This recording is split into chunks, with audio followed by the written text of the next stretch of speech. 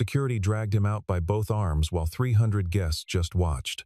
His coat was worn, his shoes were scuffed, his name wasn't on the list, so the chairwoman ordered him thrown out the front doors like a warning to everyone else.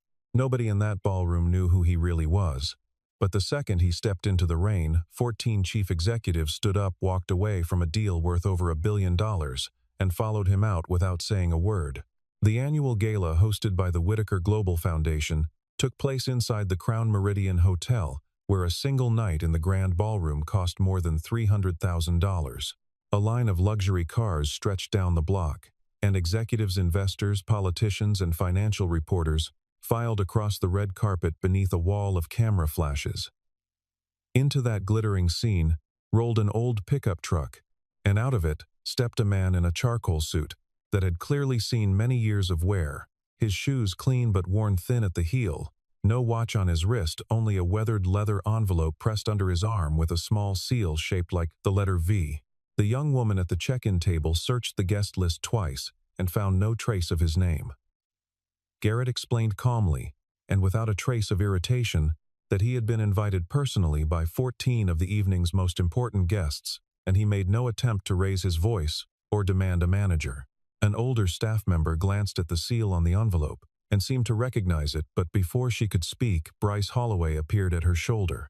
Bryce looked Garrett over from his shoes to his collar and asked with open mockery in his voice whether he was there to make a delivery or whether he was simply lost and looking for the staff entrance. Garrett answered that he had come for a meeting scheduled before the signing ceremony.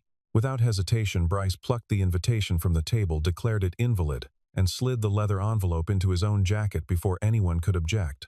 At that moment, Sloane Whitaker crossed the lobby tense and distracted, since this was the first gala she had presided over since inheriting the foundation from her father. Bryce leaned toward her and murmured that a stranger was attempting to talk his way into the VIP section, and Sloane, taking in nothing more than the faded suit and the truck parked outside, told her staff to handle it quietly and keep him out of sight. Garrett was left waiting in the hallway while they claimed to verify his identity, and as he stood there, he studied a framed photograph of the late chairman Conrad Whitaker hanging on the wall, remembering a private promise he had once made to protect this foundation from anyone who tried to use it for their own gain. He noticed a stray copy of a document left on the reception desk, and one line on the page caught his eye: full and absolute management authority to be transferred to Holloway Strategic Holdings.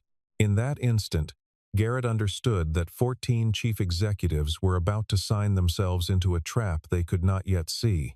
In a private room upstairs, the 14 executives gathered around a long table, and none of them spoke about fashion publicity or the size of tonight's donations. Every one of them asked the same question, wanting to know where Garrett was.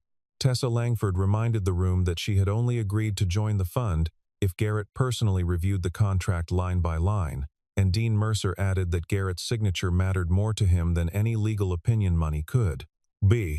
Sloane walked in expecting gratitude, and instead found the most powerful people in the building paying no attention to her opening remarks. Bryce slipped in quickly and told them Garrett had called to say he could not make it, but several executives grew uneasy since Garrett was a man who never broke a promise without speaking to them directly. Outside the VIP room, Garrett asked for only 2 minutes with Sloane, and the staff blocked his path. He spotted Wade Calloway, the head of security, and handed him a small metal card, stamped with the code VA14. But Wade did not recognize the symbol, and assumed it was a forged membership badge. Garrett did not argue the point. He simply asked Wade to deliver one sentence to Tessa, asking her who had stood beside the window on the night Langford Aerospace had 6 hours of cash left, and nothing more. Wade never passed the message along because Bryce ordered him to remove Garrett from the VIP floor immediately. Sloane finally met Garrett in the hallway, and he warned her that the contract she was about to present to the room had been quietly altered at 17 minutes past 2 that morning. When she asked where he had gotten that information, Garrett refused to name the source, unwilling to expose an employee who had trusted him, and his silence only made his warning sound more suspicious. Bryce accused Garrett of trying to sabotage the event to extort money from the foundation, and Sloane asked whether he had any proof he was actually an invited guest. Garrett told her the proof was inside the envelope Bryce had just taken from him, but Bryce flatly denied ever receiving any such envelope. Caught between two conflicting stories, Sloane chose to trust the man who had run her father's events for years, rather than a stranger in an old suit. And she gave the order to remove him from the floor, before any guests noticed. 12 years earlier, when Langford Aerospace stood on the edge of bankruptcy, Garrett had been the only young restructuring expert who refused to lay off thousands of workers just to protect the stock price. He stayed awake 3 nights straight, traced a hidden leak in the supply chain, and saved the company without asking for a single share in return, requesting only that Tessa sign a private promise, never to become the kind of leader who had once stepped on people like him. That quiet agreement became the seed of what would later be called the Vaughn Accord. Tessa tried calling Garrett's phone the moment she grew suspicious, but security had already confiscated it on Bryce's orders, and in the hallway Wade approached with 2 more guards at his side. Garrett offered to leave on his own, but Bryce wanted to turn him into a public example, so that no one else would dare interfere with his plans for the evening. Instead of guiding him quietly through a service corridor, Bryce ordered the guards to march him straight through the main ballroom, in full view of every guest. Wade protested that the man had not resisted, and there was no actual evidence of wrongdoing. But Bryce claimed Sloane herself had ordered the intruder removed, and Sloane, already stepping toward the stage, glanced at the scene and did nothing to stop it. A staff member yanked at Garrett's coat sleeve hard enough to pop an old button loose, and as it clattered to the marble floor, a faded photograph slipped from his inner pocket, showing Garrett standing beside Conrad Whitaker and 14 much younger faces. Bryce moved fast, grinding his heel over the photograph before Sloane could get a clear look at it while nearby guests turned to watch, some of them laughing and murmuring that the Gala's standards for invitations must have slipped badly this year. Garrett still did not fight back, and as the guards tightened their grip, he only said to Wade that he intended to leave on his own, and that no order was worth becoming a man who could not look himself in the mirror the next morning. Wade's hold loosened for a moment, but Bryce barked at him to keep moving, and Sloane finally stepped close enough to hear Garrett offer her one last chance, asking her to open Appendix Number 9 before she signed anything that night. When she asked who he even was, Garrett answered that he was the man her father had trusted to stop this very gala, if it ever went wrong. Bryce laughed loudly, and accused him of inventing a connection to a dead man to manipulate her, and something in that accusation struck at Sloane's sense of family honor. Cold and certain, she gave the final order to take him out through the front entrance immediately, and 2 guards seized his arms and pulled him past hundreds of watching guests, straight toward the long table, where the 14 executives sat frozen in disbelief. Tessa saw him first and went pale. Dean Mercer shot up out of his chair, and Camille Bradford's wine glass slipped from her fingers and shattered on the floor, every one of them realizing at once that the man being handled like a criminal was the very man they had been waiting for all evening. Garrett did not look at any of them. He only bent down to retrieve his fallen button before the guards pulled him onward toward the doors. Sloane climbed onto the stage and tried to continue the program, launching into her introduction of the $1.8 billion recovery fund, but by then not a single person in the room of honor was paying attention to her words anymore. Tessa turned to Bryce and asked exactly whose arm had just been grabbed by security. And when Bryce insisted the man was nothing but an imposter, Tessa slowly unclipped her guest badge, set it on the table, and told him that he had just had the only man in that room with the authority to approve tonight's money thrown out into the street. She stood up first, and one by one the other 13 executives rose to their feet and followed her. As Sloane's speech continued from the stage, the sound of chairs scraping back one after another spread through the hall like a wave. Tessa was the first to leave the table. Dean Mercer followed close behind, and each executive in turn unfastened their guest badge and laid it down without a word, the silence itself becoming far more unsettling than any shouting could have been. Sloane stopped mid-sentence and asked where they thought they were going, and Tessa answered plainly that they were going to follow the man Sloane had just ordered humiliated. Bryce tried to intervene, insisting the signing ceremony was about to begin, but Mitchell Granger announced he was withdrawing a commitment of $240 million, and Blair Hollingsworth canceled a pledge of 180 cents. $1 million only seconds later, the remaining executives declared one after another that all business with the Whitaker Global Foundation was suspended indefinitely, and in less than 2 minutes, the total capital pulled from the fund passed $1.4 billion. Sloane came down off the stage and demanded to know exactly who this man was, and Audrey Westbrook told her flatly that he was the reason half the people standing at that table still had companies left to run at all. Russell Keaton recalled that Garrett had once saved his steel plant from shutting down and had refused a $10 million bonus for doing it, while Phoebe Winslow explained that Garrett had caught a dangerous flaw in a clinical trial that would have cost her company its entire operating license. Mallory Prescott added that Garrett never simply rescued balance sheets. He forced every executive he helped to remain accountable to the people who worked for them. Sloan turned to Bryce for an explanation, but he only insisted they were all reacting out of misplaced sentiment rather than reason. Tessa finally revealed that the Vaughn Accord was a private alliance of advisors behind 14 of the largest corporate recoveries of the past 12 years, and that Garrett Vaughn himself had founded it with every member bound by a promise never to sign a major agreement without his approval. Tessa went further, telling Sloan that her own father, Conrad Whitaker, had personally asked Garrett to oversee the foundation after his death, and slowly, Sloan began to understand that she had just thrown out the one person her father had trusted above everyone else. Outside the hotel, Garrett stood beneath the awning in a heavy downpour, waiting for his phone to be returned so he could call for a ride home. The doors behind him opened, and one by one, 14 chief executives stepped out into the rain without their coats, letting the water soak straight through suits that cost more than most people earned in a year. Garrett turned and found them lined up behind him, and when he asked what exactly they thought they were doing, Tessa answered that he had once stood beside all of them when nobody else would, and that tonight it was finally their turn to return the favor. Through the glass doors, every remaining guest watched 14 of the most powerful people in the city, standing in the rain beside the very man they had just mocked minutes earlier.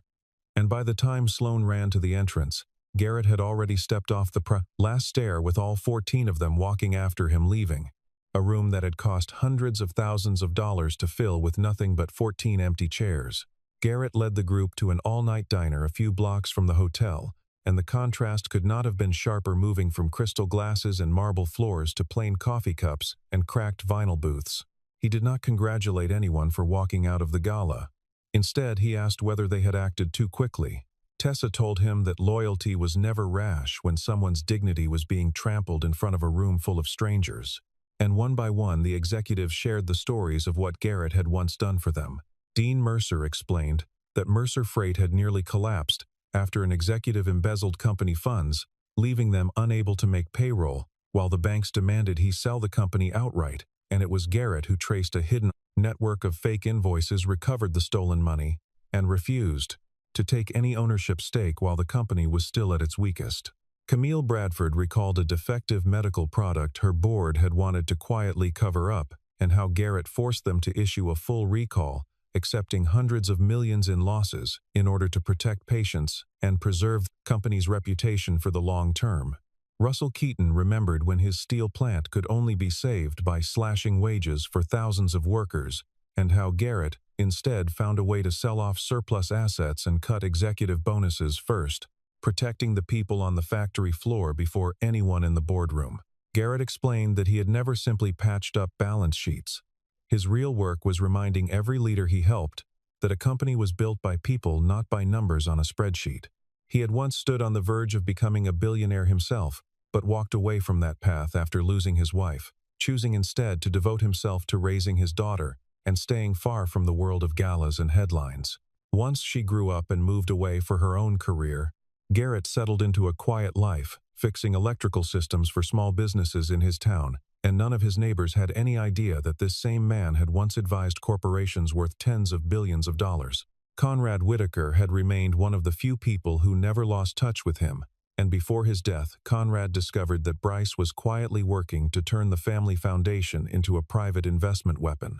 To guard against that, Conrad had written a secret clause into his will, granting Garrett final oversight authority, and Garrett only ever stepped in when the foundation itself was truly at risk of being stolen from within, which was exactly what had happened. Tonight, Garrett made clear he held no desire for revenge against Sloan, seeing in her an inexperienced leader rather than someone who was fundamentally cruel, though he still believed she needed to own the consequences of her choices without anyone softening the blow for her.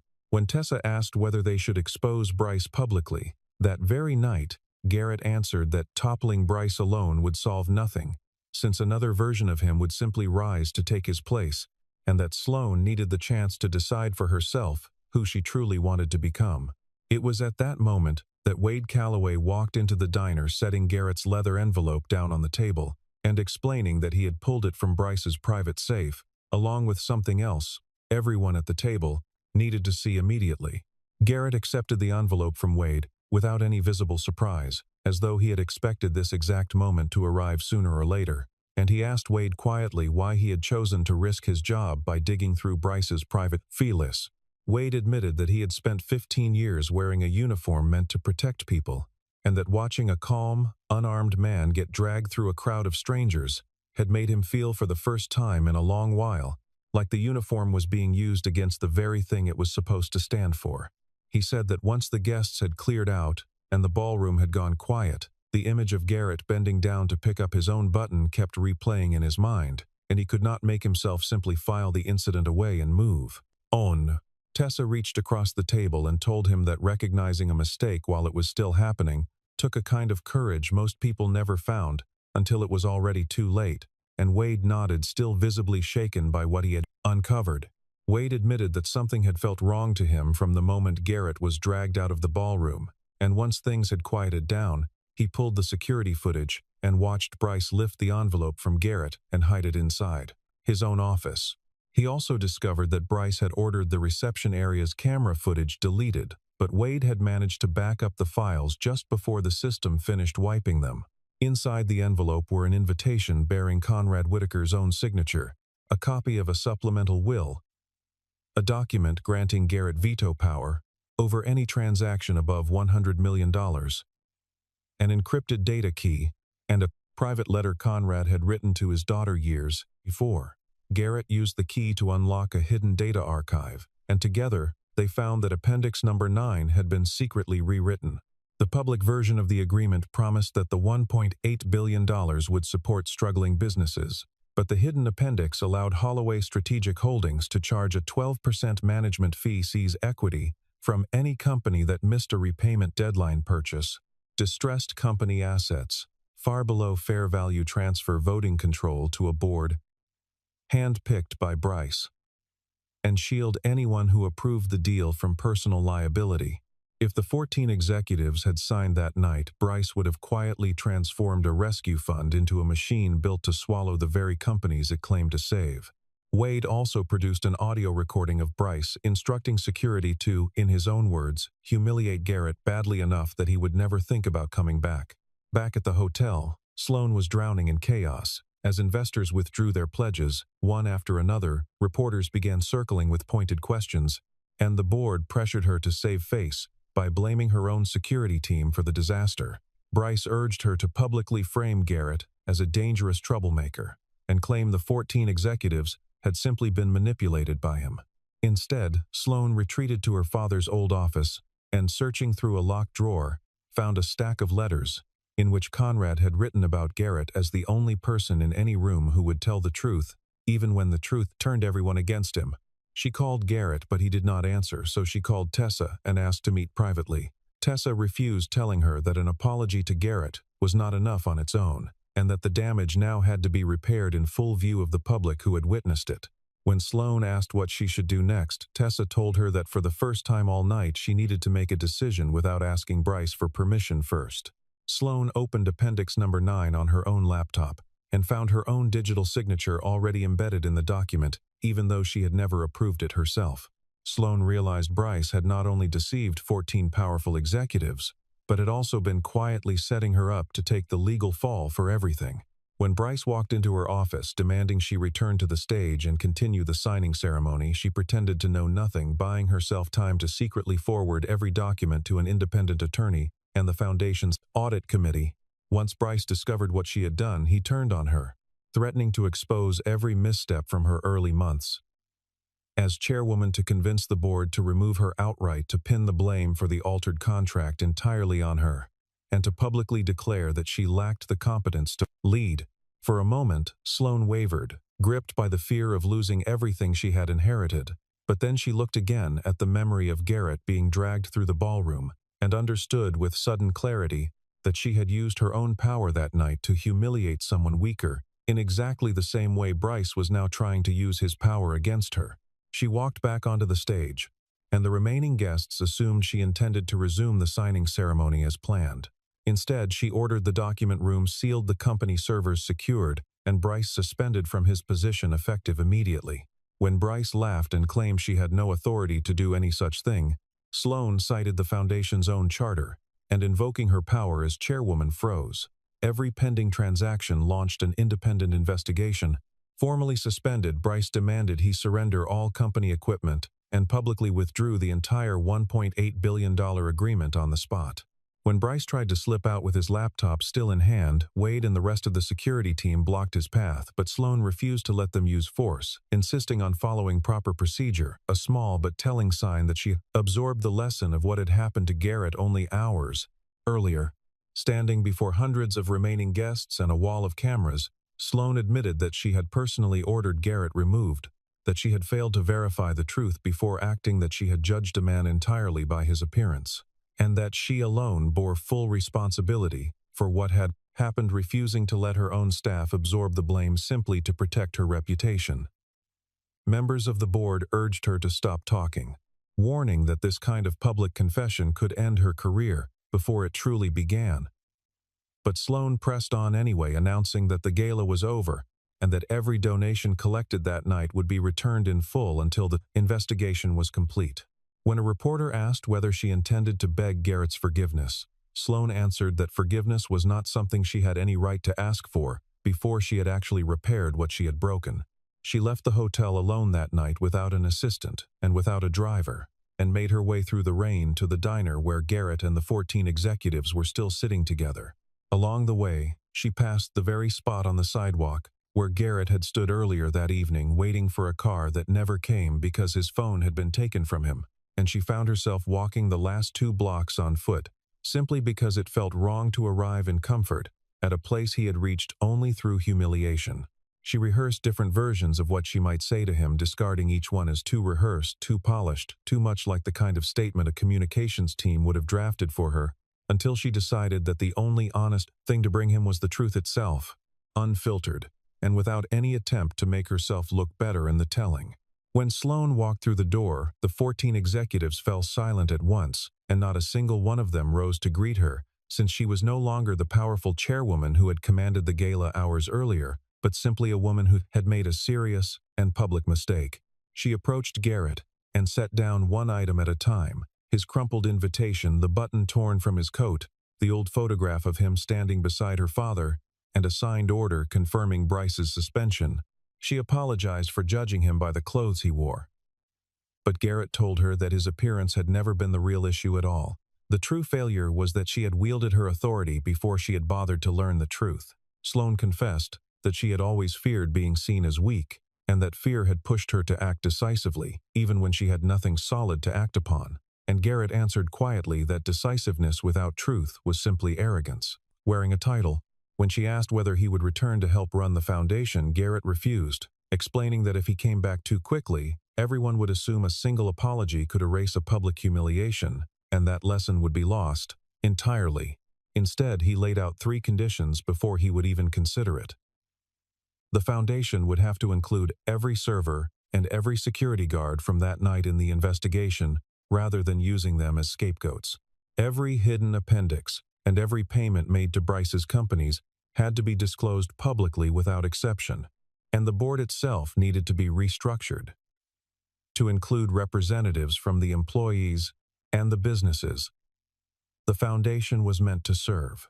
Sloane agreed to all 3 without hesitation, and Garrett added a 4th condition of his own, telling her that she would have to rebuild trust on her own because he would not do that work for her. Wade apologized to Garrett for having laid hands on him earlier that night, and Garrett told him that while he had made a mistake, he had ultimately chosen the truth when it mattered most, and that what he needed now was to give his full, honest testimony. When Tessa asked whether the 14 executives should return to the foundation right away, Garrett said the timing was not yet right, since they still needed to see how Sloane would act once the cameras were gone and the public pressure had faded. Sloane studied the old photograph of her father standing beside Garrett and asked why he had never spoken much about this man, and Garrett answered simply that her father had always understood some good deeds were never meant to carry anyone's name at all. In that moment, Sloane finally saw how completely Garrett stood apart from Bryce. One man having hoarded credit to build his own empire, the other having buried his own credit precisely, so that power could never take hold of him. Her phone rang before she could say another word, and her attorney informed her they had traced $63 million funneled through a chain of shell companies tied directly to Bryce. In the days that followed, word of what had happened at the gala spread far beyond the small circle of guests who had witnessed it firsthand, and reporters who once covered the foundation only for its glossy fundraising totals began asking sharper questions about how a single director had nearly gained unchecked control over a fund meant to rescue struggling companies. Sloane found herself fielding calls not just from journalists, but from other charitable boards, asking how they might guard against the same kind of hidden appendix quietly buried inside their own agreements. Garrett stayed out of the spotlight entirely during this period, refusing every interview request that reached him through Tessa or Wade, insisting that the story belonged to the people whose companies and jobs had actually been at risk, not to the man who had simply refused to look away. Dean Mercer later said that this refusal to claim credit was in its own quiet way the clearest lesson Garrett had ever taught any of them. 3 weeks later, the Whitaker Global Foundation held a public hearing trading the extravagance of the gala for a plain conference room filled with journalists and independent auditors. Sloane had already fulfilled every condition Garrett had set, publishing the full contract, refunding every donation collected that night, protecting the employees who had come forward, inviting worker representatives to join the process, refusing her own salary during the investigation, and openly accepting that she might still be removed from her position once it concluded.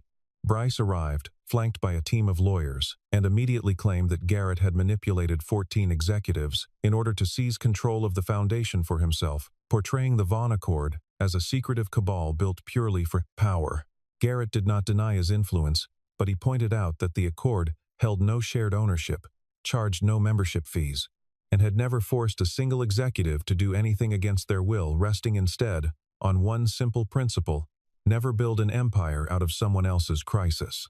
When Bryce argued that no direct evidence connected him to the missing $63 million, Garrett laid out the entire structure of the scheme, showing how the shell companies had been registered across several states, how invoices had been split deliberately to stay beneath audit, thresholds, how the payments had been disguised as market research, and how every dollar ultimately flowed back into a trust that only Bryce controlled.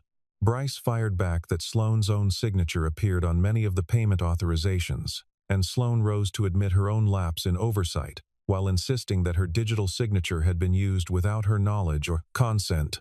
Wade presented video footage showing Bryce accessing Sloane's computer well outside normal business hours, and the front desk staff testified that Bryce had personally ordered Garrett's name deleted from the guest list before the gala even began. A data specialist working with Mallory Prescott confirmed that Appendix Number 9 had been inserted into the system directly from a device registered to Bryce. Throughout the hearing, Garrett spoke only when directly questioned, never raising his voice and never reaching for dramatic language, laying out each piece of evidence in plain, unhurried sentences that left little room for argument. Several reporters in attendance later noted that his testimony felt less like an accusation and more like a careful accounting, the kind a patient teacher might give while walking students through a problem they had already gotten wrong once before. Bryce's attorneys attempted several times to paint Garrett as an outsider with a grudge against the foundation, but each attempt collapsed the moment another executive stood to describe in specific and verifiable detail exactly how Garrett had once saved their company without asking for anything in return. By the time the afternoon session ended, even members of the board who had arrived skeptical of the 14 executives' loyalty found themselves nodding along with testimony that no longer needed embellishment to be convincing. The turning point came when Garrett produced Conrad Whitaker's final letter, in which the late chairman had predicted years earlier that Bryce would one day try to seize control of the foundation, and had quietly written a clause designed to automatically void any agreement approved without Tumman, Garrett, present at the final signing. Because of that single clause, the $1.8 billion contract had never actually taken legal effect, meaning Bryce could never have collected his management fee. Every transaction stemming from the fraudulent appendix was immediately frozen, and Garrett had never needed to seize control of anything, because that control had never once left the Foundation's hands. Bryce lost his composure, entirely accusing the entire room of conspiring against him, and financial investigators soon entered and demanded he surrender every device and record in his possession. There was no need for a dramatic arrest. Bryce was escorted out calmly and in accordance with proper procedure. Watching the scene unfold, Sloane remembered how Garrett had once been dragged through that same ballroom, and she insisted that Bryce be treated according to the rules, no matter what he had done. Proof that she had truly changed rather than simply traded one form of cruelty for another. The board moved toward a vote to remove Sloane over the scandal entirely, but before the final tally could be announced, Garrett rose to his feet. He did not ask the board to simply forgive her mistakes, arguing instead that responsibility must always carry real consequences, though those consequences did not have to mean removing the one person who had actually dared to correct her own errors in public. He drew a sharp line between Sloane and Bryce, noting that Bryce had hidden his wrongdoing to protect his own power while Sloane had exposed hers, even at the risk of losing everything. That Bryce had shifted blame onto those beneath him, while Sloane had claimed it fully for herself, and that Bryce had treated people as tools, while Sloane had begun slowly to treat power as a duty rather than a privilege. Garrett proposed a 12-month period of supervised leadership instead of outright removal, requiring Sloane to report publicly every quarter, and to have every major transaction approved by an independent board. Tessa Langford stood first to support the proposal, and the remaining 13 executives rose one after another to stand beside her, creating a mirror image of the night they had all stood up and walked out of the gala. This time they stood not to abandon Sloane, but to give her the chance to prove herself worthy of a second chance. The board approved the restructuring plan, and the foundation was briefly renamed the Whitaker Vaughn Recovery Trust, though Garrett insisted his own name be removed from it entirely. In the end, they settled on a simpler name, the Second Stand Fund, and Garrett agreed to serve as an unpaid advisor for 6 months, on the condition that every decision made under his guidance remain fully transparent. When Sloane offered him an office at the Foundation's headquarters, he declined, telling her the coffee at the old diner was still better than anything they could offer him there. In the weeks between the hearing and the fund's first rescue, Sloane made a habit of visiting the offices of the 14 executives, one at a time, not to ask for favors, but simply to listen, taking notes on decisions she had once made, without ever bothering to ask anyone how those decisions would land on the people beneath her. Tessa allowed her to sit in on a difficult layoff discussion at Langford Aerospace, not as chairwoman, but as an observer, and Sloane later admitted it was the first time she had ever watched an executive choose to protect workers over a quarterly report. Camille Bradford invited her to walk the floor of a manufacturing facility where a recall was being handled with total transparency, and Sloane found herself taking mental notes on how differently a company behaved when its leadership assumed the public deserved the truth, rather than a curated version of it. Bit by bit, these small visits reshaped how she approached her own role. And by the time the fund was ready to help its first company, she no longer needed anyone standing over her shoulder to remind her what accountability actually looked like in practice. 6 months later, the fund had already helped its first company, a small manufacturing plant that had been on the edge of shutting its doors for good. Sloane did not call a press conference to mark the moment. Instead, she went to the plant floor, sat down with the workers, and listened carefully before making any decision at all. Garrett stood off to one side, watching quietly, and when Sloane finally approached him, she handed back his old coat, the missing button now carefully sewn back into place. She told him she had once believed that power meant making an entire room rise the instant she walked into it, and when he asked what she believed now, she answered that real power meant making sure no one ever had to lower their head simply because she was standing there. Garrett allowed himself a small, quiet smile, and before he turned to leave, Sloane asked him one last question, wanting to know why 14 chief executives had walked out behind him that night without a single word of hesitation between them. Looking toward the factory floor, Garrett answered simply that many years earlier, when the rest of the world had turned its back on every one of them, he was the one person who had refused to walk away. Sloane thought about that answer long after she watched his truck disappear down the road, turning it over in her mind, the way one turns over a stone, looking for something written on the underside. She understood finally that the entire disaster of that night, the humiliation, the rain, the 14 empty chairs, had never really been about a missing invitation or a misplaced envelope at all. It had been about the difference between a leader who demanded loyalty by virtue of a title and a leader who earned it quietly, one crisis at a time, until the people he had helped no longer needed to be asked twice to stand beside him. On the night of the gala, everyone believed Garrett Vaughn had been thrown out of the most powerful room in the city. But when 14 chief executives rose from their chairs and followed him out into the rain, the truth finally became impossible to ignore. Real power never belongs to the person standing on the stage, it belongs to the one that powerful people are still willing to follow once the lights have gone. Dark,